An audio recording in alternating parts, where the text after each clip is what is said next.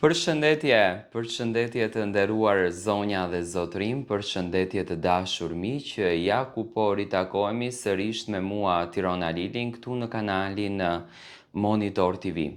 Jam këtu me ju për të ndarë ngjarjet më të fundit, për të analizuar ngjarjet më të fundit dhe në fakt për të komentuar mbi to. Kam patur shumë pyetje, kam patur shumë shqetësime nga ana e publikut për të kuptuar në fakt se çfarë po ndodh me Mateon dhe Brikenën. Çuditërisht, Mateo dhe Brikena, që nga momenti kur ka nisur kjo lidhje dashurisë, nuk është se kanë qenë transparent me historinë e tyre, nuk është se kanë qenë transparent me dashurinë e tyre. Do me thënë kanë treguar shumë pak gjëra tek publiku, apo thënë shkurt, i kanë dhënë shumë pak gjëra publikut. Kjo gjë që në fakt ka ngritur edhe më shumë shqetësime tek fansat e tyre. Tani pyetja që më shtrohet mua është kjo, Tiron, çifti janë të ndarë, çifti nuk janë bashkë, ne kemi parë situatat e fundit, Brikena nuk ja ka postuar në story këngën Mateos, etj. E gjitha ju që ju thoni, është shumë e vërtet sepse ju e shikoni në kuadër të, do me thënë, të asaj se çfarë publikohet në rrjetet sociale. Më kupton, e shikoni në atë se çfarë publikohet në televizion, në ekranet televizive. Por thënë kjo, nuk do të thotë që kjo është e vërtet. Kjo gjë që ne po e shohim, kjo gjë që ne po, do me thënë, po e komentojmë, nuk është e vërtet. Mateo dhe Brikena, nga informacionet që kam unë, nuk janë të ndarë. Nuk janë të ndarë as pak. Mateo dhe Brikena, për mendimin tim, janë duke ja vazhduar lojën televizionit Top Channel dhe produksionit të Top Arenës për ta shitur materialin e tyre sa më shumë. Por Mateo haron që Top Arena dhe Shizon Top do të përfundon, por ai duhet të jetë transparent me publikun e tij. Por edhe një gjë tjetër ka këtu. Në fund të ditës, kujt i intereson privatësia? Do me thënë, kjo është pyetja që do t'i shtrohesh nga ana e Mateos ose nga ana e Brikenës, çfarë ju duhet privatësia jon. Nga vetë fakti që ju jeni personazhe publik, nga vetë fakti që ju jeni njerëz të famshëm, me patjetër që për ju do t'interesohen në privatësinë tuaj, ku e pini ju kafen, me kë ju ndani kohën, me kë ju ndani ditën. Do me thënë, janë strategji të përditshmërisë së jetës së njeriut, janë strategji. Dhe është më se normale, do me thënë, publiku të interesohet. Unë e mendoj që Mateo dhe Brikena kanë një strategji në këtë mes, do me thënë, së bashku me Ed Manushin, të cilët e kanë mirë menduar çdo veprim. Do me thënë, deri në këtë datë, unë do qëndroj plotësisht në studio, nga data tjetër, unë do të largohem nga studio, do të vi vetëm në rubrikën time, Brikena, nga ana tjetër, Mateo si është kërkuar të këndon një këngë, do me thënë nuk është një këngë që ka ardhur nga dëshira e Mateo, sepse Mateo dëshironte që të bëhet këngëtar, do me thënë i është kërkuar kjo kënga, ta këndon dhe më se normale Top Arena do të shiste materialin e tyre. Tani është shumë okej kjo që po ndodhen, është shumë okej. E njëjta gjë bëhet edhe në botën e jashtme. Njerëz të famshëm përdorin mekanizma të ndryshme për të reklamuar bizneset e tyre, për të reklamuar emisionet e tyre, etj. Dhe në këtë mes, Brikena dhe Mateo përdorin po të njëjtën strategji.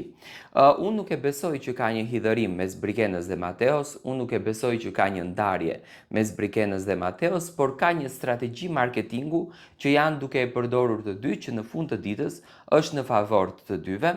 Të dy janë shumë të komentuar, për të dy është interesi në maksimum, do me thënë kanë bërthyer komplet ekranin televiziv, e din çdo të thotë kjo, kanë rrëzuar televizionin Klan, kanë rrëzuar televizionet të tjera që merren njëkohësisht me emisione të ngjashme. Për shembull, televizioni Klan ka kampionët, por të gjithë shqiptarët janë të fokusuar tek Top Arena, sepse mesi kësaj Top Arenës është Mateo dhe Brikena, të cilat në çdo spektakël janë duke bërë një seri, me thënë e kanë shndruar në serial dashurie.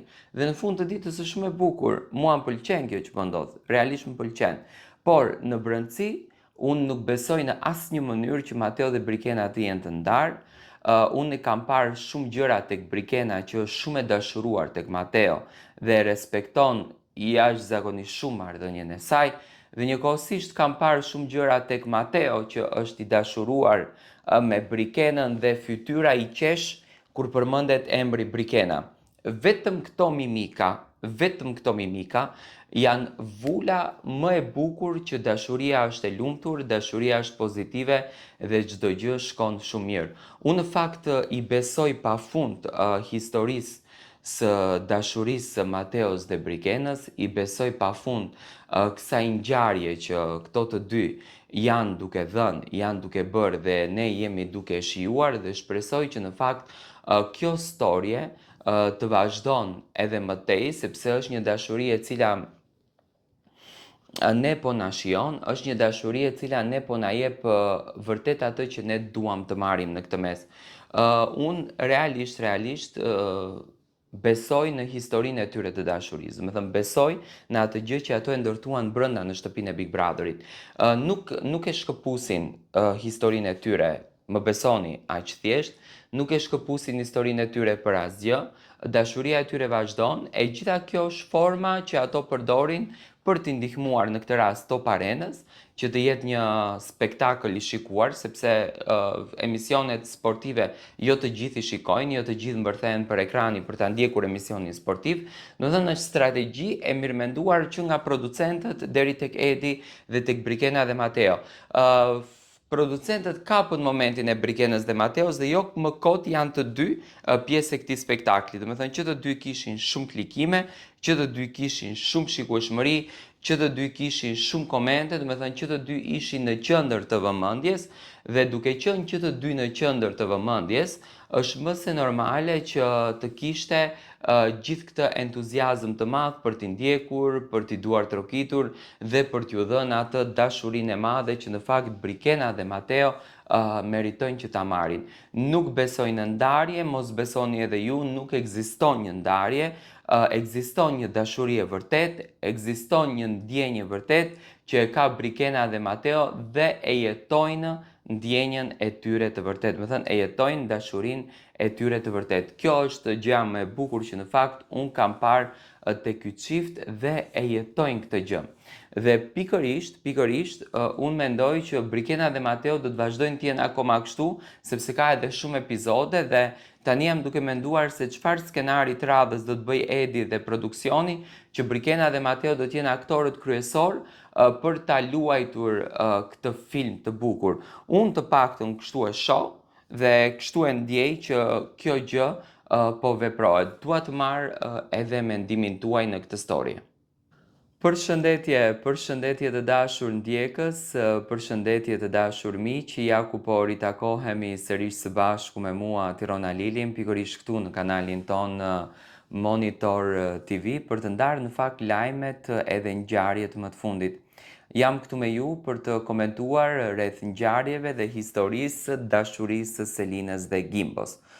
Selina dhe Gimbo, pa marrë parasysh domethënë nga ajo se çfarë publikohet në rrjetet sociale apo nga ajo se çfarë po ndodh për famë, ato kanë përzgjedhur që marrëdhënien e tyre, që historinë e tyre, që dashurinë e tyre ta kenë një dashuri private, domethënë ta kenë një dashuri të atyre të dyve. Më pëlqen si çift, po të marrim një çift të thjeshtë dhe një çift të përditshëm dhe të krahasojmë me Selinën dhe me Gimbon, janë pothuajse të njëjtë, janë shumë modest, janë shumë për njëri tjetrin dhe këtu shoh në fakt një çift i cili po ndërton një histori dashurie shumë të bukur. Selina dhe Gimbo pothuajse se bashkëjetojnë. Ato ndajnë tërkohën bashkë, unë them që bashkëjetojnë. Gimbo është në shumicën e kohës në Tiranë, domethënë është pranë Selinës. Ndajnë shumë kohë të bukur bashkë, janë 100% në të gjithë kohën bashkë. Udhëtimet i bëjnë së bashku, në shumicën e rasteve edhe nëpër koncerte që Gimbo ka patur, që në fakt kanë qenë 2 apo 3 koncerte pas përfundimit të Big Brotherit, ku Gimbo ka qenë personalisht i ftuar si DJ, në 2 raste është shoqëruar nga Selin. Do me thënë është një histori e vërtet ajo që u ndërtua në Big Brother, nuk është një histori e reme, dhe Selina dhe Gimbo kanë gjetur atë afërsinë, kanë gjetur atë komoditetin, kanë gjetur atë energjinë e bukur të njëri tjetrit tjetrit pranë njëri tjetrit, gjë që në fakt i bën që të dy të jenë të bekuar. Unë shpresoj që dashuria t'ju vazhdon me këtë tempo, që dashuria t'ju vazhdon me këtë ritëm. Mua më pëlqen dashuria e tyre, më pëlqen natyra e dashurisë që ato të dy kanë përzgjedhur dhe shpresoj që Zoti t'ju dhurojë vetëm të mira, t'ju dhurojë vetëm energji dhe t'ju dhurojë vetëm respekt. Do me thënë, unë shoh një Gimbo dhe një Selin që janë shumë afatgjatë në dashurinë e tyre. Më pëlqen, realisht më pëlqen, sepse janë të pakët personazhet publik që nuk e përdorin dashurinë e tyre publike për klikime dhe për followersa, sepse edhe Selin mundeshte të shpikën diçka, mundeshte të bën një lëvizje, por unë e shoh Selinën me shumë këmbë në tokë, edhe Gimbon e shoh me shumë këmbë në tokë dhe atë të mirën që ju ja ka dhënë Zoti, ato janë duke jetuar, janë duke shijuar dhe janë duke e gëzuar. Gjë që në fakt ne nuk kemi mësuar që të shohim në artistët të shqiptar një histori dashurie kaq të bukur dhe kaq pozitive. Do të thënë, unë e shoh këtë si një armë fantastike për t'i dhënë Selinës një ngrohtësi shpirtërore dhe shpresoj që e këtill të vazhdon gjithmonë kjo dashuri.